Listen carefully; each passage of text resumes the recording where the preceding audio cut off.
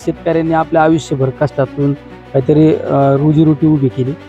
ते सगळं धूळदान झालेली आहे. शेतीमालाचं नुकसान झालं. तुम्ही पाहिलं असं नाही, आमचं जुंदरे मळा आहे, या मळ्यातील लोकांच्या जमिनी वाहून गेल्या. आणि नुसते कागद काळे करण्यात अर्थ नाही. आता लोकांना मदत मिळाली पाहिजे. मी ज्या वस्तीवर उभा आहे ना, ते लोक 2 दिवस झाले उपाशी. पंचनामे नुसते पंचनामे करून जमणार नाही, तर त्यांना तात्काळ मदत मिळाली पाहिजे. ही सगळ्यात महत्त्वाची भूमिका आहे. 1-2 दिवसापूर्वी म्हणजे बऱ्याच आम्ही ज्येष्ठ लोकांशी चर्चा केली. 100 वर्ष असा पाऊस झाला नाही, एवढा मोठ्या प्रमाणात पाऊस झाला. म्हणजे ढगफुटी थोडक्यात झालेली आहे. त्यामुळे इतकं नुकसान झालेलं आहे. शेतीमालाचं तर नुकसान झालंच, लोकांचं जमीनदोस्त झालेत, पण आमच्या पशूंची सुद्धा अतिशय मोठ्या प्रमाणात नुकसान झालेले आहे. म्हणजे आमच्या गाया वाहून गेल्या. लोक सुद्धा बचाव कार्य आल्यामुळे लोकांचा जीव वाचला. पण ज्या शेतकऱ्यांनी आपल्या आयुष्यभर कष्टातून काहीतरी रोजीरोटी उभी केली, ते सगळं धूळदान झालेले आहे.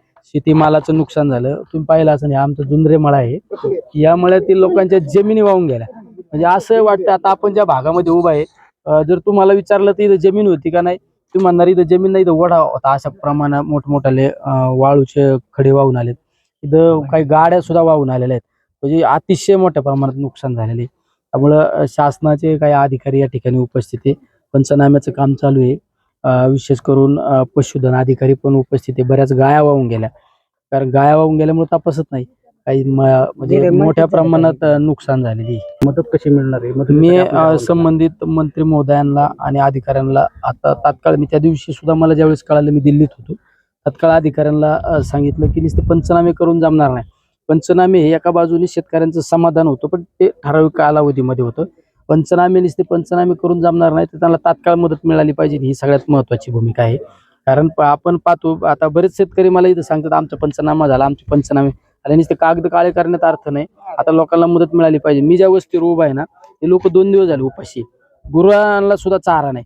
गुरांना चाऱ्याचा तर काही संबंध नाही, लोकांना सुद्धा काहीच नाही राहिलं.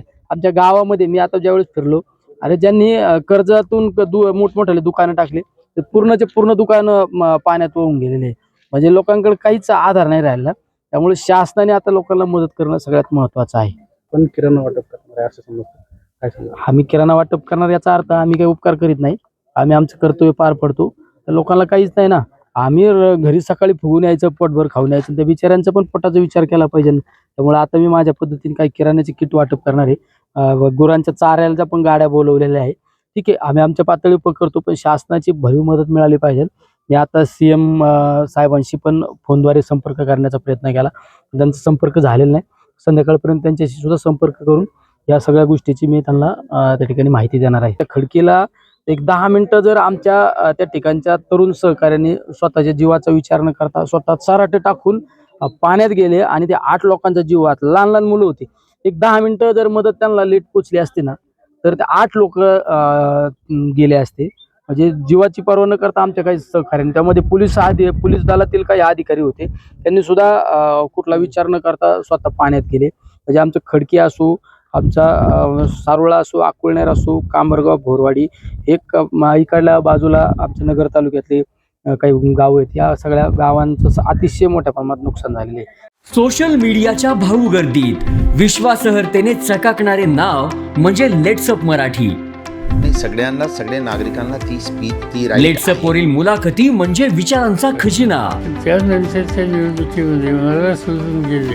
बातम्या केवळ वस्तुस्थिती सांगणाऱ्या, न प्रोपगंडा, फक्त जनतेचा अजेंडा. क्योंकि आने वाला कल जाने वाला है, जाने वाला कल आने वाला है. राजकारण, मनोरंजन असो की क्रीडा क्षेत्र, महाराष्ट्राची स्पंदने संवेदनशीलतेने टिपणारे माध्यम म्हणजे लेट्सअप मराठी.